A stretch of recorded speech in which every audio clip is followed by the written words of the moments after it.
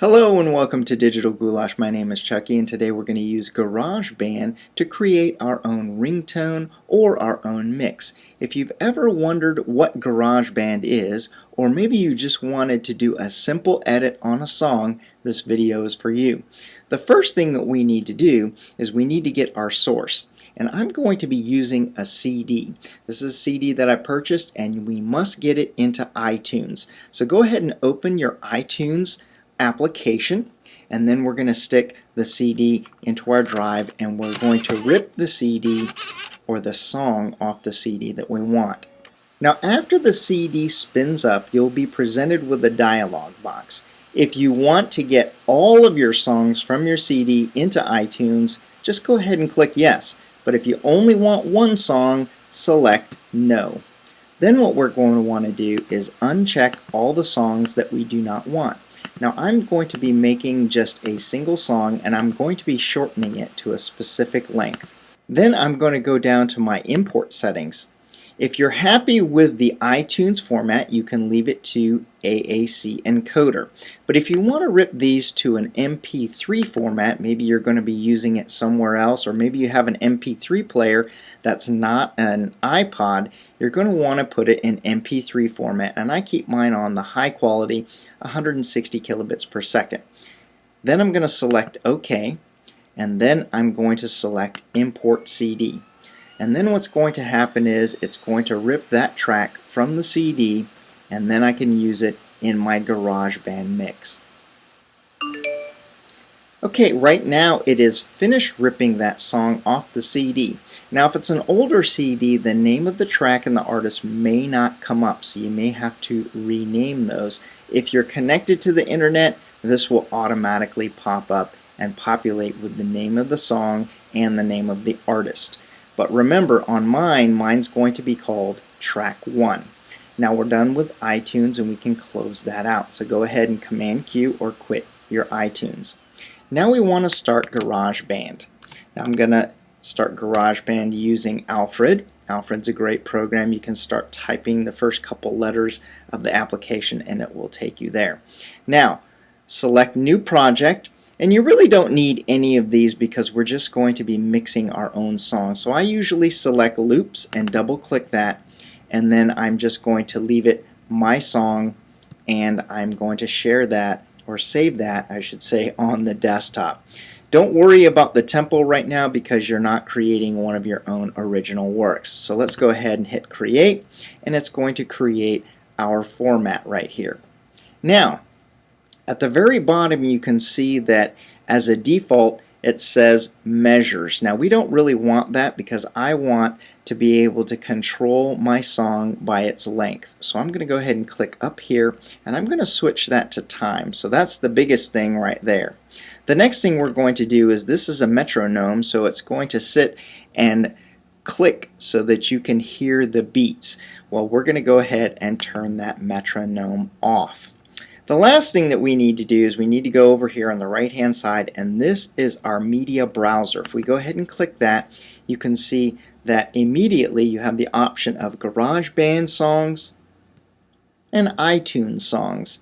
And I'm going to select the name, and if you remember, mine was called Track 1. So let's go ahead and scroll all the way down to Track 1. I'm going to go ahead and drag my Track 1, and I'm going to bring that over to my timeline, bring it to the very beginning, and it's going to import that particular track right there. The next thing we need to do, because I want to shorten this, maybe you want to make this a ringtone. Maybe you only want the first 10 seconds of it. So what you're going to do is you're going to go ahead and play this. You can go ahead and click on the play button right here. I'm not going to do that because of copyright issues with the song. So I'm just going to go ahead and drag the playhead to about 10 seconds. Maybe that's about the length that you want for your ringtone. And then if you hit a Command T, that is going to split your song right there. Then what we're going to do is we're going to select the part that we want to delete and hit the delete key. And that's all there is to it.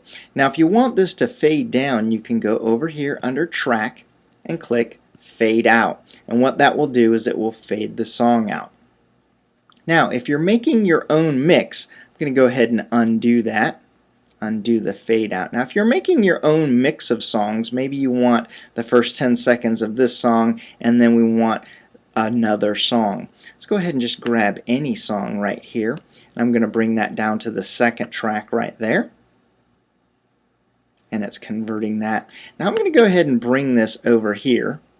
Now what we need to do is we need to manually fade this out and then manually fade this up. So let's go ahead and hit these down arrows on each one of the tracks, and that's going to show you the track volume.